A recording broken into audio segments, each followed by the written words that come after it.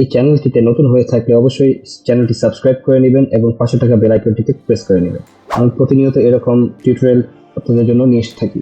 So let's get start. যে কথা বলছিলাম যে উইন্ডোজ 10 ইউজারদের ক্ষেত্রে যারা কিনা প্রতিনিয়ত এই সমস্যায় ভোগেন, তো সমস্যাটা হচ্ছে যে সাপোজ আমরা দিস পিসিতে গেলাম, মাই কম্পিউটারে ঢোকার পরে যখন আমরা সবগুলো প্রপার্টিজ এখান থেকে দেখতে পাচ্ছি, ইন কেস সাপোজ আমরা যদি কেউ সিস্টেম সি ড্রাইভের প্রপার্টিজ দেখতে চাই তাহলে আমাদের এই ইরোটা দেখা যায়, স্ক্রিনে দেখানো এই ইরোটা প্রায় দেখা যায়।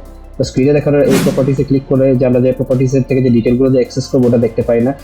তো এই ডায়লগ বক্সটা আসে, এই ডায়লগ বক্সটা অবশ্যই ফিক্স করার একটা ওয়ে আউট আছে। সো এই সমস্যা থেকে পরিত্রাণ পাওয়ার জন্য আমরা রেজিস্ট্রি এডিটরটা ফার্স্ট অফ অল ওপেন করবো। সো এই জন্য উইন্ডোজ প্লাস আর টি প্রেস করে REGEDIT রেজিস্ট্রি প্রেস করে ওপেন করে নেব। তো রেজিস্ট্রি এডিটর আমরা ওপেন করেছি। রেজিস্ট্রি এডিটর ওপেন করার পর আমাদের টোটাল রেজিস্ট্রিটা আছে সেটার আমি আর কি একটা ব্যাকআপ নিয়ে নেব। এর জন্য আমরা কী করবো, সেভ এসে ক্লিক করে এক্সপোর্টে করবো। এক্সপোর্টে প্রেস করার পর ডেস্কটপে আপনার ব্যাকআপ যে কোনো জায়গায় নিতে পারেন, নাম যে কোনো নামে ব্যাকআপ করতে পারেন। তো ব্যাকআপটা আপনি করে নেবেন। ব্যাকআপ করে এটাকে ডেস্কটপে অথবা যে কোনো জায়গায় আপনি সেভ করে দিতে পারেন। তো আমি সেভ করে দিলাম, সেভ। তো সেভ করার পরে টোটাল রেজিস্ট্রিটা আপনার ব্যাকআপ করে নেওয়ার পরে আপনি এটাকে ক্লোজ করে দিতে পারেন। তো এটা আমরা ব্যাকআপ কী করে নিলাম, কারণ কি ইন কেস যদি কোনো প্রকার দুর্ঘটনা হয়ে যায় রেজিস্ট্রিতে আমরা এটাকে অল্টারনেট রেজিস্ট্রি অ্যাড করবো। তখন আমার কাছে একটা রেজিস্ট্রি অ্যাড করা আছে, তো সেই রেজিস্ট্রিটা আমি আমার এখানে অ্যাড করে দেবো।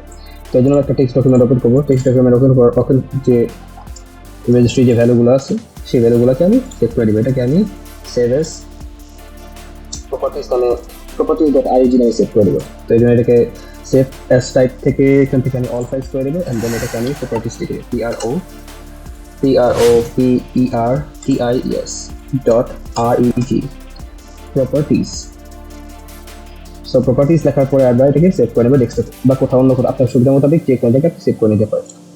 সেভ করে দেওয়ার পরে আমাদের এখানে একটা প্রপার্টিসের মতো একটা ব্যাকআপ লাইন, এটা রেজিস্ট্রি ফাইল আপনার ওপেন হবে। রেজিস্ট্রি ফাইলটা ওপেন হওয়ার পরে এটাকে জাস্ট আপনি ইয়েসে প্রেস করলে আপনার প্রবলেমটি সলভ হয়ে যাবে, বা এখান থেকে ইয়েসেও প্রেস করতে পারেন অথবা মার্জে ক্লিক করতে পারেন। মার্জে ক্লিক করলে জাস্ট ইয়েসে ক্লিক করবেন। আমার অলরেডি রেজিস্ট্রি থেকে সব কিছু ঠিকঠাক আছে, তাই আমি এটাকে ইয়েসে ক্লিক করছি না, বলে দিলাম যে আপনি ইয়েসে প্রেস করবেন। প্রেস করার পরে আপনি আপনার মাই কম্পিউটারে যাবেন।